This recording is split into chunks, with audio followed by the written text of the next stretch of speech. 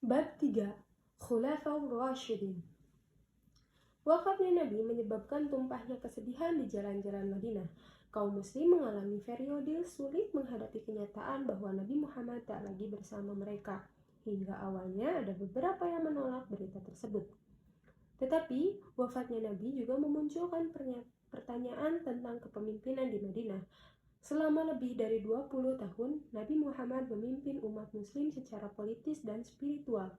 Hubungan langsung dengan Allah memberikan arti bahwa masyarakat dipandu oleh kekuatan yang sesuai dengan rencana ilahi. Sekarang, hubungan itu tak ada lagi. Apa yang akan terjadi kepada masyarakat yang dibangun Nabi Muhammad? Lebih khusus, siapa yang memimpin umat Islam sepeninggal Nabi? Bahkan sebelum jenazah Nabi dikuburkan, sekelompok tokoh utama dari kaum Muhajirin dan Ansor berkumpul untuk menjawab pertanyaan soal kepemimpinan. Perbedaan pendapat dalam kelompok tersebut tentang siapa yang harus mendapat otoritas negara Muslim muda ini dapat mengancam perpecahan umat. Mungkin ada juga usul solusi dua negara, yang satu dipimpin oleh Ansor, satu lagi Muhajirin. Akhirnya Umar mencalonkan Abu Bakar menjadi pemimpin politik negara kesatuan Muslim yang berpusat di Madinah. Abu Bakar adalah pilihan tepat. Setelah Khadijah, dialah orang pertama yang menerima Muhammad sebagai nabi dan masuk ke agama baru itu. Dia menemani Nabi saat hijrah ke Madinah. Bahkan dialah yang ditunjuk Nabi Muhammad untuk mengimami sholat di Masjid Nabawi pada hari-hari terakhir hidup Nabi. Ya, memang ia berasal dari Mekah, tetapi tak seorang pun bisa mendebat kualifikasinya. Abu Bakar dapat gelar Khulafaur Rasul, berarti penerus utusan Allah. Disingkat Khalifah pada 632. Khalifah bukanlah nabi baru. Kitab Quran jelas menyatakan Muhammad sebagai nabi terakhir dan tidak ada lagi nabi yang datang setelahnya. Terlebih lagi, tugas Khalifah bertindak sebagai pemimpin politik dengan mengikuti teladan yang diberikan Nabi Muhammad saat memimpin Madinah. Maka, Khalifah diharapkan menjadi pemimpin yang cakap, mampu mengelola permasalahan negara muslim dengan efektif, juga mampu melindungi agama yang dibawa Nabi Muhammad dan menggerakkan orang untuk mengikuti sebisa mereka. Sikap Abu Bakar dalam menjalankan tugas akan menjadi contoh bagi khalifah berikutnya untuk memenuhi peran tersebut. Demi menegakkan keberlanjutan tujuan politik Nabi Muhammad, Abu Bakar mengirimkan kekuatan ke Suriah Selatan untuk bertempur melawan Bizantium dengan balas dendam atas konfrontasi sebelumnya. Ekspedisi ini menunjukkan tujuan politik umat Islam tak akan berhenti sepeninggal Nabi, tetapi ekspedisi ini tak sepenting perkembangan ancaman dari gurun pasir sebelah timur Madinah. Di sana berbagai suku Baduy yang baru masuk Islam mulai memberontak. Logika mereka sederhana, mereka bersumpah setia pada Islam dalam kekuasaan Nabi Muhammad, dan sejak beliau wafat, sumpah itu tak lagi berarti. Mungkin alasan lain memisahkan diri dari pemerintahan Abu Bakar adalah kebencian tradisional Arab terhadap pemerintahan yang terorganisasi. Selama berabad-abad, suku-suku Arab mengembara dengan bebas tanpa ada perintah pusat yang menentukan langkah mereka atau memungut pajak. Walau menyesal, mungkin mereka tetap dapat menerima perjanjian semacam itu dengan Nabi Muhammad, tetapi mereka takkan penuh begitu saja di bawah Abu Bakar. Diiringi kebencian terhadap pemerintahan terorganisasi, muncullah sejumlah orang yang mengklaim diri sebagai nabi.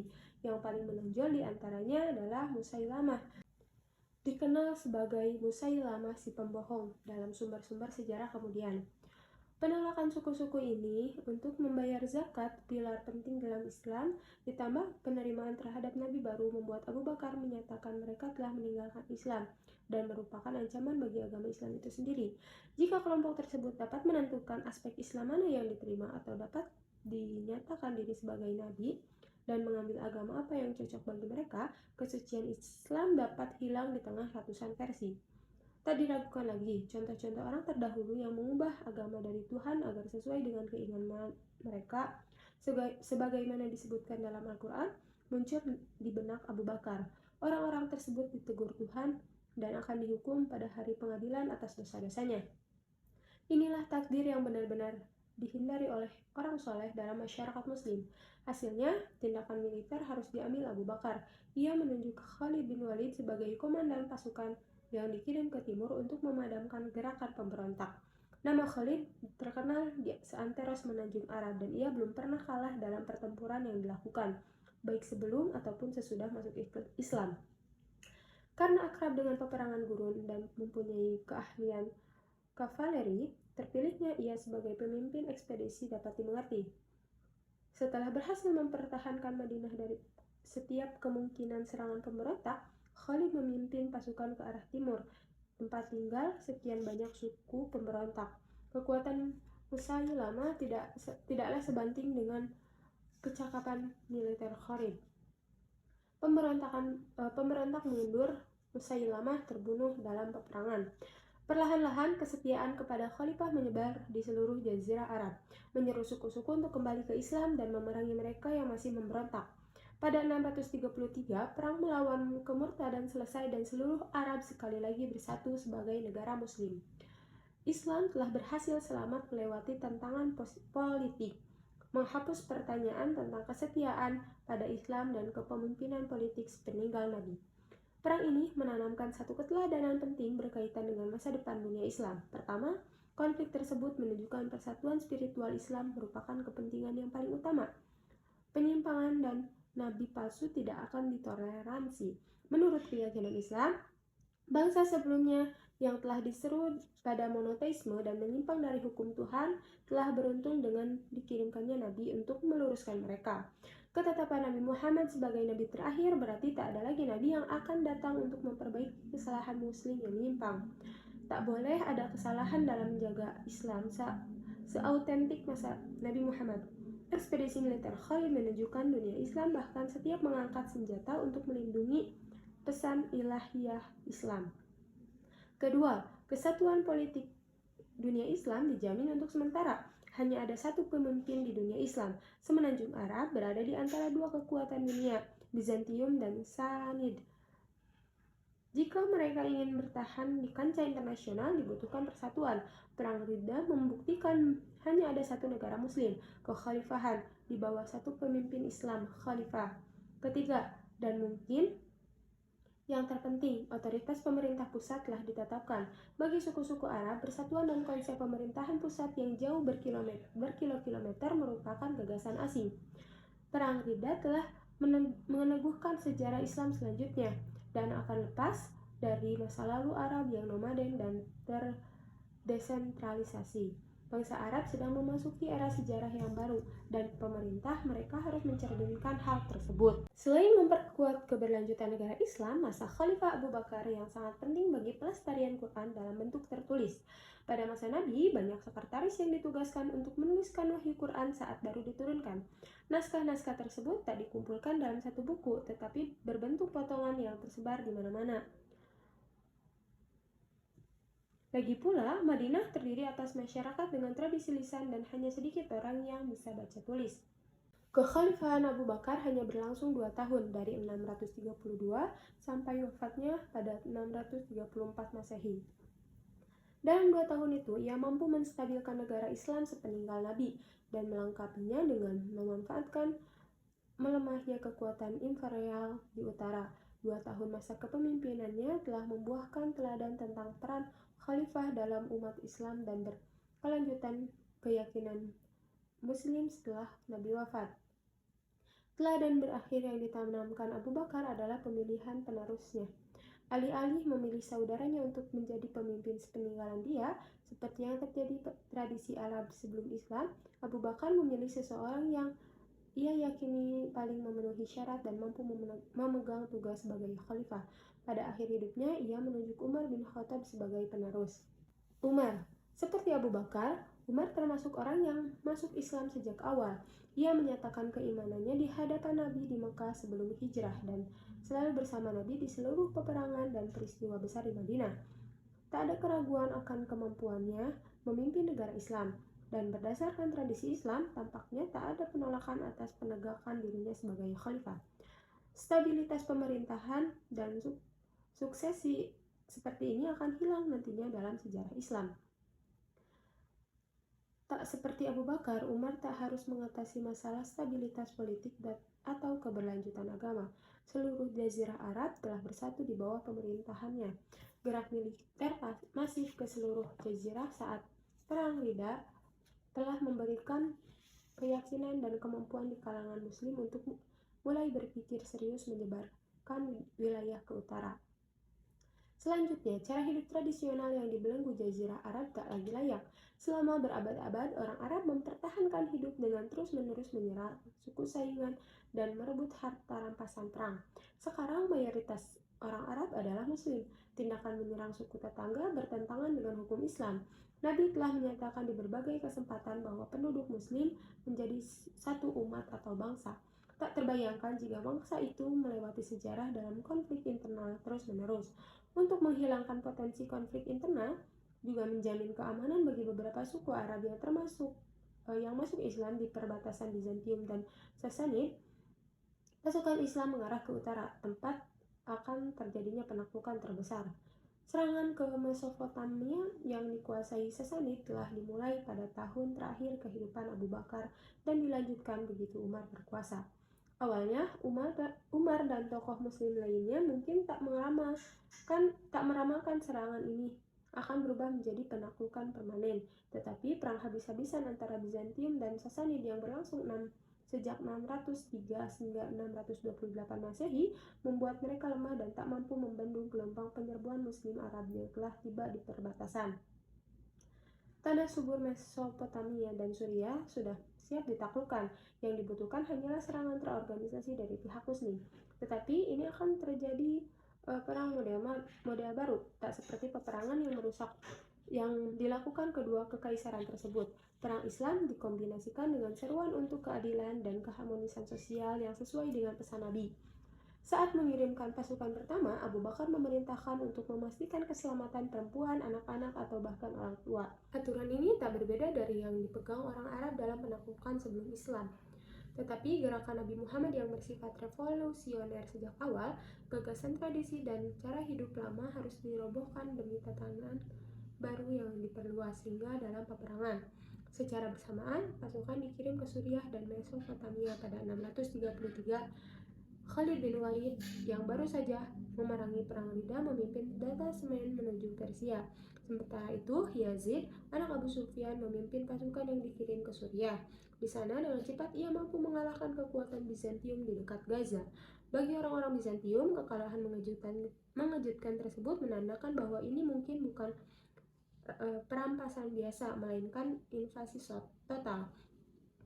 Kaisar Heraklius memerintahkan pasukannya dimobilisasi dan bersiap menghancurkan Arab sebelum mereka mampu mengonsolidasikan kemenangannya.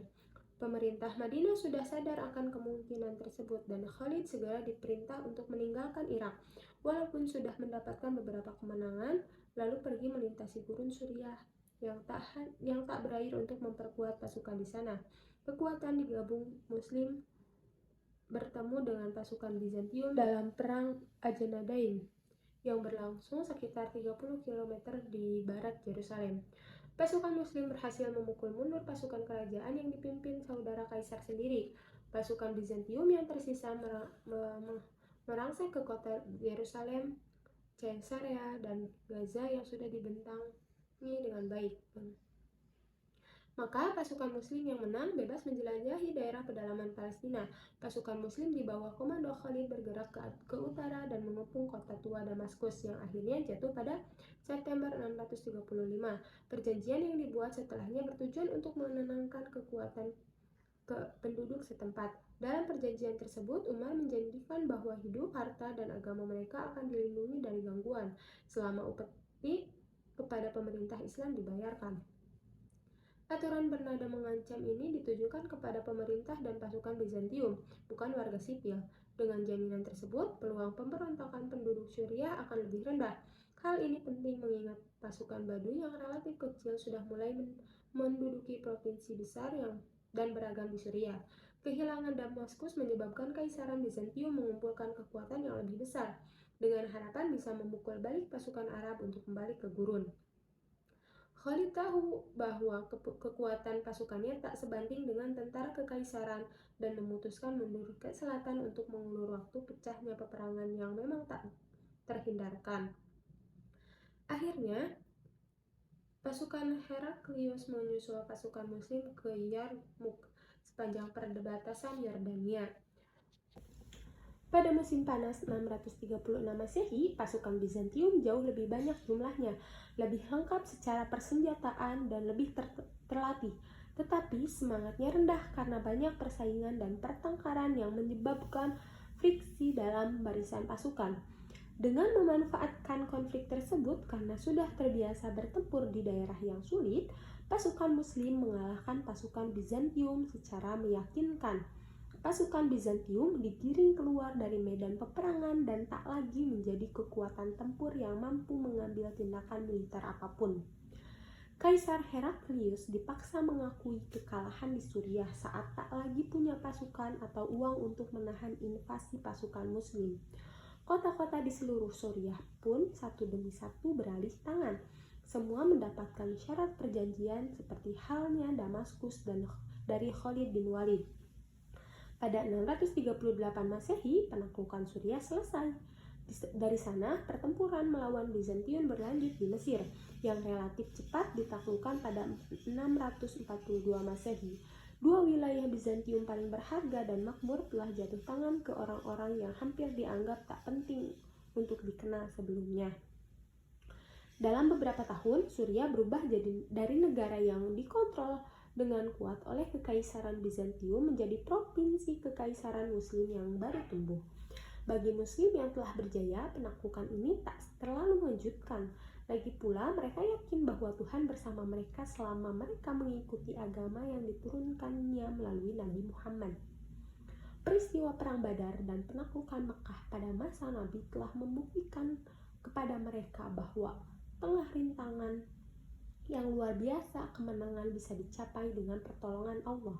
Bagi kerajaan Bizantium, kehilangan Suriah ibarat menjadi kartu domino pertama yang jatuh pada akhir kemunduran penerus Kekaisaran Romawi. Pasukan Kekaisaran takkan pernah mampu lagi berbaris masuk ke tanah suci Kristen. Tak juga bisa memperoleh keuntungan ekonomi dari wilayah subur ini. Tetapi bagi penduduk lokal di Suriah, kekalahan Bizantium tak berpengaruh banyak pada kehidupan sehari-hari. Gereja tetap buka, petani tetap mengolah tanahnya, dan kafilah pedagang tetap melintas seperti sebelumnya. Untuk membantu merapikan administrasi sivil di wilayah ini secara pribadi, Umar mengadakan perjalanan dari Madinah ke Suriah. Salah satu langkah pertamanya di sana ialah membebas tugaskan Khalid bin Walid dari posisinya. Ini tentu saja mengejutkan semua orang, termasuk Khalid sendiri. Di antara berbagai kemungkinan alasan pencopotan Khalid, para sejarawan Muslim masa lalu cenderung menyebutkan Umar berniat mengingatkan pasukan Islam bahwa Allah lah, bukan Khalid, yang menjadi penyebab kemenangan mereka. Jika pasukan Muslim dapat mempertahankan rangkaian kemenangan di peperangan tanpa dipimpin salah satu jenderal terbesar sepanjang masa ini, hal tersebut bisa menjadi bukti bagi yang imannya lemah tentang petunjuk dan pertolongan ilahiyah dalam misi mereka. Untuk menduduki jabatan gubernur di provinsi baru ini, Umar menunjuk Muawiyah, putra bangsawan Mekah, Abu Sufyan. Ia berasal dari keluarga Umayyah yang kaya dan kuat, yang memiliki peran utama dalam memerintah Quraisy sebelum Islam. Garis keturunan penguasa ini akan membuat Muawiyah mengubah Suriah dari provinsi baru menjadi jantung ekonomi dan politik dunia Islam pertama selama 20 tahun berikutnya. Ketika berada di Suriah secara pribadi, Umar menghadiri penyerahan Yerusalem pada 637 Masehi. Ia diantar berkeliling kota oleh Uskup Agung Sophronius, seorang Arab Kristen yang menjadi salah satu tokoh terkemuka gereja Yunani di Yerusalem. Syarat-syarat perjanjian yang ditandatangani para pemimpin Yerusalem serupa dengan perjanjian yang ditetapkan di seluruh Suriah. Akan tetapi yang unik dalam penaklukan Islam di sini, gubernur baru Suriah mengizinkan orang Yahudi datang ke kota untuk beribadah kali pertama setelah lebih dari 500 tahun. Kitab suci Islam memandang agama Kristen Yahudi dalam penghormatan khusus dengan menyebut pemeluknya Alkitab, ahli kitab. Menurut hukum Islam, tidak masuk akal jika hanya membebaskan orang Kristen mengunjungi tempat suci mereka di Yerusalem. Sementara hukum Bizantium melarang Yahudi beberapa melakukan hal yang serupa. Contoh kebebasan dan pluralisme agama ini didasarkan pada Piagam Madinah zaman Nabi, yang Umar tentu saja memahaminya. Tetapi sambil mengakui hak orang Kristen dan Yahudi di Yerusalem, Umar dengan tegas mengirimkan pesan bahwa kota ini juga milik orang Islam. Menurut keyakinan Islam, inilah kota tempat tujuan Nabi dalam perjalanan malam yang penuh keajaiban, Isra Mi'raj dari Mekah. Di sana Nabi sholat di rumah peribadatan yang dibangun Nabi Sulaiman, kemudian naik ke surga. Peran Yerusalem dalam tradisi Islam tak bisa dianggap kecil. Dengan dasar pikiran tersebut, Umar mengatur pembersihan kuil Sulaiman yang terbengkalai pada zaman Romawi dan Bizantium. Di atasnya, Umar mendirikan Masjidil Aqsa pertama, tempat suci ketiga dalam Islam. Setelah jatuhnya Suriah, perhatian Khalifah beralih kembali ke Kaisaran Sasanid yang telah hampir diabaikan sama sekali sejak Khalid diperintahkan memindahkan pasukan ke Suriah. Umar menunjuk veteran perang lain yang ikut berjuang bersama Nabi, Sa'ad bin Abi Waqqas, untuk memimpin pasukan muslim ke Mesopotamia. Meskipun awalnya mengalami kekalahan akibat tak mampu menghadapi pasukan gajah, bala tentara Sa'ad mampu mengalahkan pasukan Persia di Perang Qadisiyah pada akhir 636 Masehi. Perang ini berhasil mengumpulkan rampasan perang yang signifikan bagi kaum muslim. Sebagian besar rampasan dikirim ke Madinah untuk dibagikan sesuai hukum Islam. Perang ini juga membuahkan kekalahan sementara bagi pasukan Sasanid. Akan tetapi jika benar-benar ingin menguasai Irak, pihak Muslim harus mengambil alih Ctesiphon, ibu kota Sasanid. Ctesiphon bukanlah kota yang dengan pertahanan bagus. Kota ini terletak di daratan antara Sungai Tigris dan Sungai Eufrat, sekitar 60 km selatan kota kuno Babylon. Setelah pengepungan selama 2 bulan pada 637 Masehi, ibu kota ini jatuh ke tangan pasukan muslim. Seluruh daratan Tigris Eufrat sekarang berada di bawah kendali pasukan muslim, sementara Kaisar Sasani dan pemerintahannya melarikan diri ke daratan tinggi Persia. Meskipun mendapatkan serangkaian kemenangan mengesankan, Umar melarang pasukannya mengejar Sasani ke luar Irak. Daratan Mesopotamia cukup dikenal para pejuang suku Arab hingga taktik militer tradisional yang diterapkan terbukti bermanfaat. Namun, pasukan Arab tak kenal medan daratan tinggi Iran dan dapat dikalahkan. Selain itu, seluruh penduduk asli di sana merupakan orang Persia, tak seperti Irak. Maka perlawanan baik dari pasukan Sasani maupun penduduk lokal harus. Masa kekhalifahan Umar patut diperhatikan bukan hanya karena penaklukan militer, melainkan juga pemerintahannya di wilayah taklukan. Salah satu aspek paling mengesankan dari penaklukan dan penggabungan wilayah itu dalam kerajaan Islam adalah kenyataan bahwa kehidupan hampir tak berubah bagi penduduk di tanah taklukan. Pasukan dan kelas bangsawan Bizantium dan Sasani pergi saat pejuang muslim masuk, tetapi penduduk lokal tetap di sana. Hanya ada 2 perubahan utama dalam kehidupan penduduk taklukan. Pertama, soal kepada siapa mereka membayar pajak. Bila sebelumnya harus membayar pajak kepada pemerintahan di Konstantinopel dan Ctesiphon, sekarang mereka harus membayar upeti sesuai dengan hukum Islam dan yang diteruskan di Madinah. Dalam banyak kejadian, upeti ini tak melebihi jumlah pajak sebelumnya dan sering malah lebih rendah.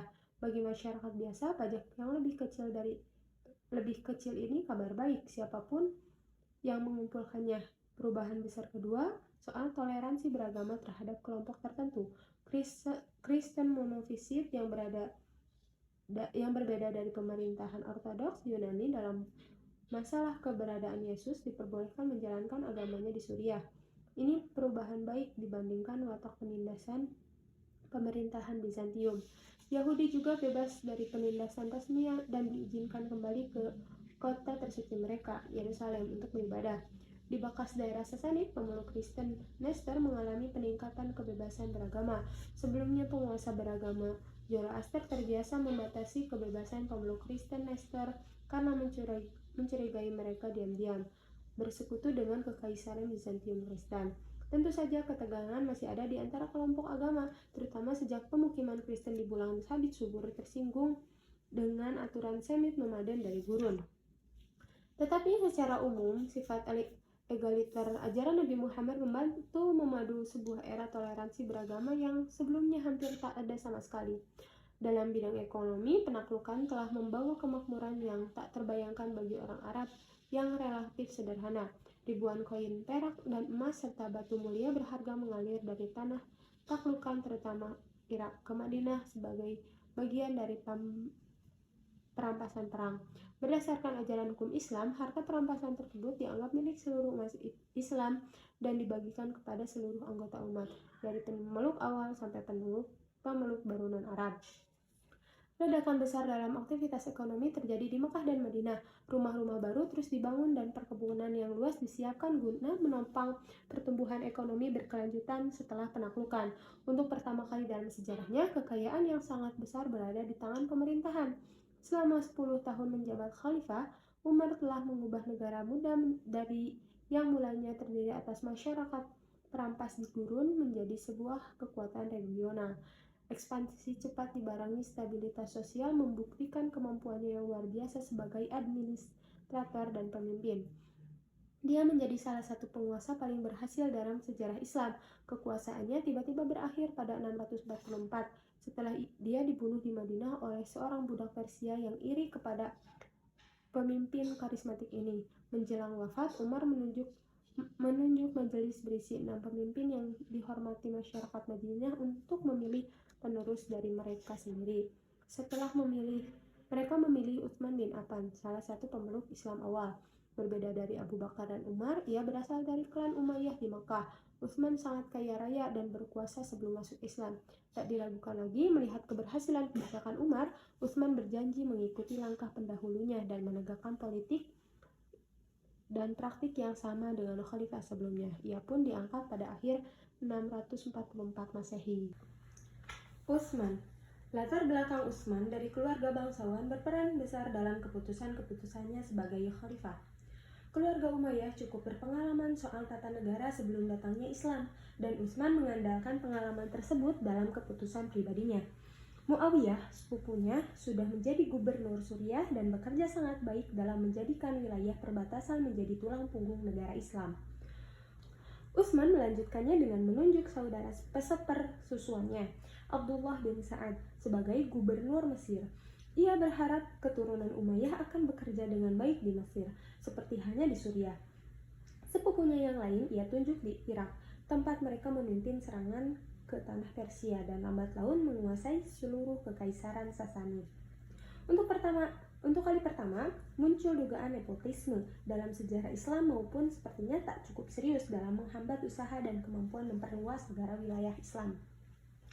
Melanjutkan langkah dan penekanan Umar pada militer, Utsman memerintahkan pembangunan armada angkatan laut pertama dalam sejarah Islam. Tujuannya menggagalkan setiap serangan balik Bizantium. Gubernur Suriah dan Mesir sangat bergantung pada keterampilan orang Kristen lokal dalam membangun kapal laut. Orang Kristen yang sebelumnya berada di wilayah kedaulatan kerajaan Bizantium menunjukkan semangat besar dalam pekerjaannya bagi pemerintah baru Arab, terutama mengingat banyak di antara mereka beragama Kristen, Koptik, dan sekt Kristen lain yang tak diakui Bizantium. Kesediaan Muslim memperlakukan mereka dengan lebih baik dari Bizantium berperan besar pada kesetiaan mereka terhadap khalifah. Hasilnya berupa masyarakat yang damai dan keamanan yang aman dari ancaman luar.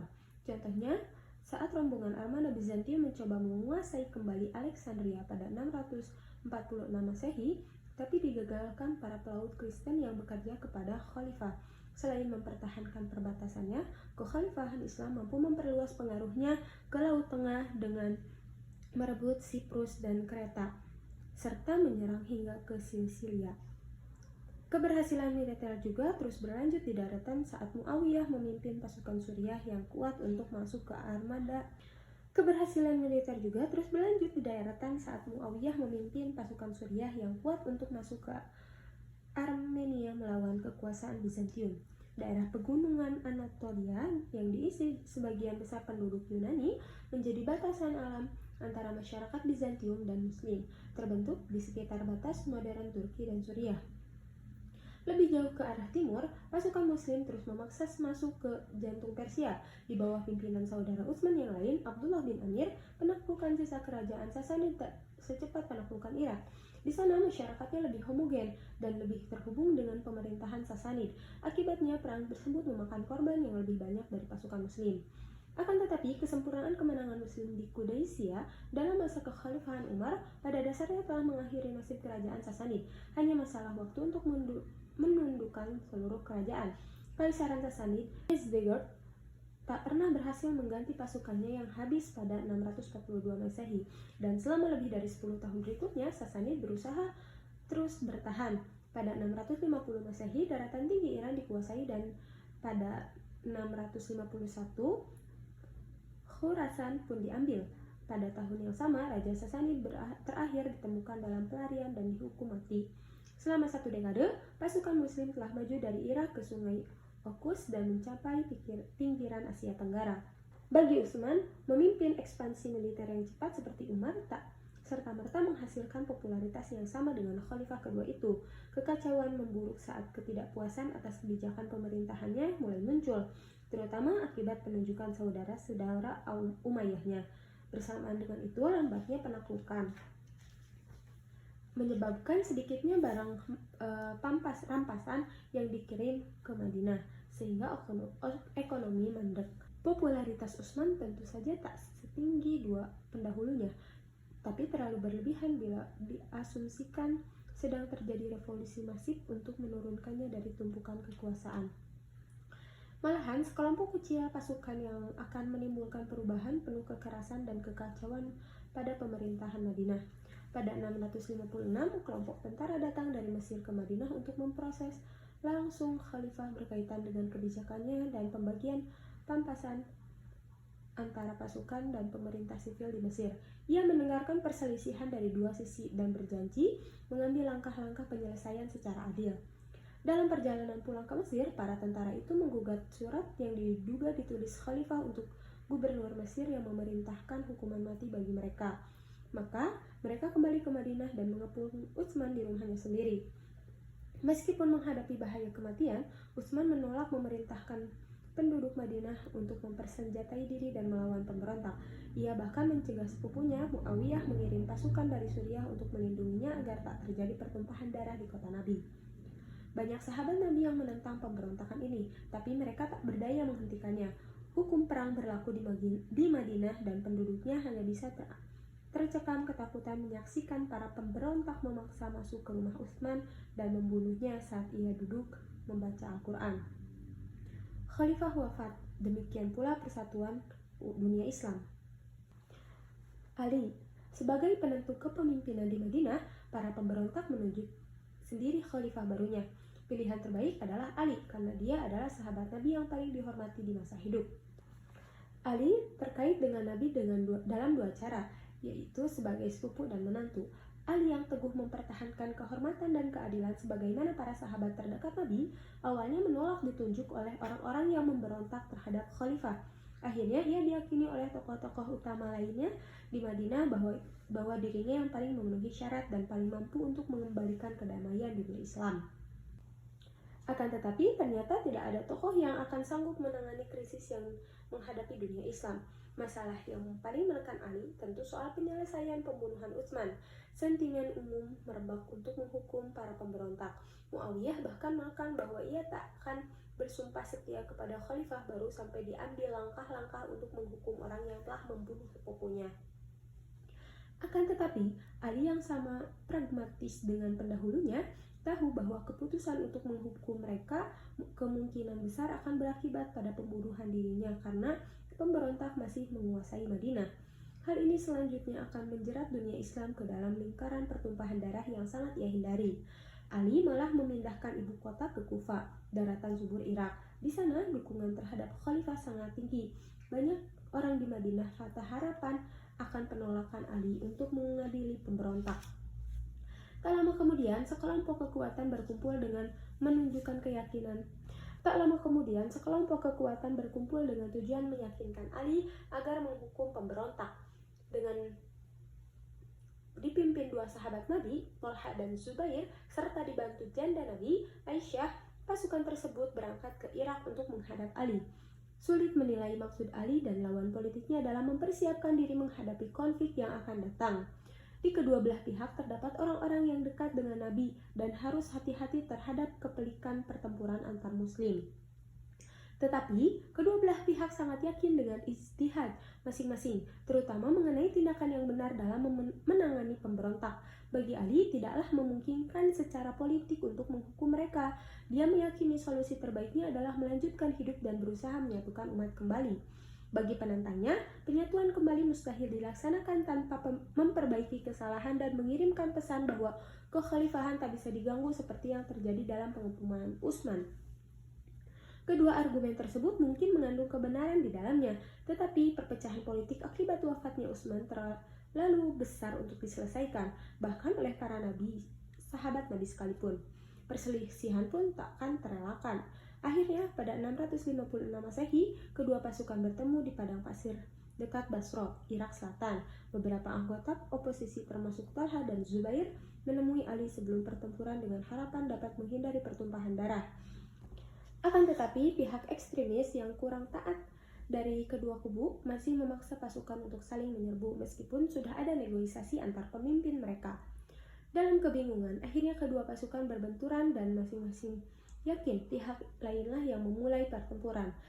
Hasil perang yang nantinya dikenal dengan nama Perang Unta ini tidak dapat dipastikan. Kedua belah pihak mengalami kehilangan besar. Thalha dan Zubair tewas dalam kekacauan.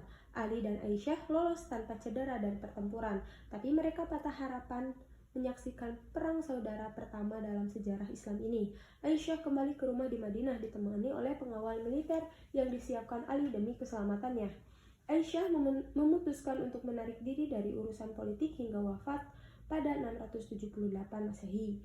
Meskipun telah terjadi pertumpahan darah, posisi Ali sebagai khalifah masih belum aman. Muawiyah bersikap netral dalam konflik antara Ali dan penentangnya, tetapi tetap tak bersumpah setia sampai Ali menghukum pembunuh sepupunya. Ali tak bisa memerintah dengan efektif saat salah satu anggota gubernur terkuat di dunia Islam tak mau tunduk kepada otoritasnya. Akan tetapi, Ali masih mempertahankan pendapatnya bahwa menghukum pemberontak bukanlah prioritas dan tak bisa dijalankan dalam keadaan apapun. Kali ini, untuk menghindari pertumpahan darah lebih jauh, ia bersedia bertemu dengan Muawiyah untuk menyelesaikan perselisihan melalui arbitrase. Kedua belah pihak bertemu di suatu tempat antara Irak dan Suriah, daerah asal masing-masing pendukung, pada 658 Masehi. Apa yang tepatnya terjadi dalam negosiasi dan bagaimana hasilnya sulit ditebak dari kabut sejarah, tetapi sepertinya sang penengah mendukung solusi yang menurunkan Ali dan Muawiyah dari kekuasaan, lalu melakukan pemilihan khalifah baru. Saat hasil arbitrase ini diumumkan kepada dua belah pihak, kelompok pendukung Ali menentang keputusan. Mereka menyatakan keputusan hanya milik Allah dan menolak menerima legitimasi penengah. Kelompok tersebut mengutuk Ali karena mengizinkan nasib politiknya ditentukan oleh manusia biasa yang bisa berbuat salah. Posisi politik ekstrim mereka berubah menjadi posisi keagamaan ekstrim yang menganggap setiap manusia berdosa sebagai kafir.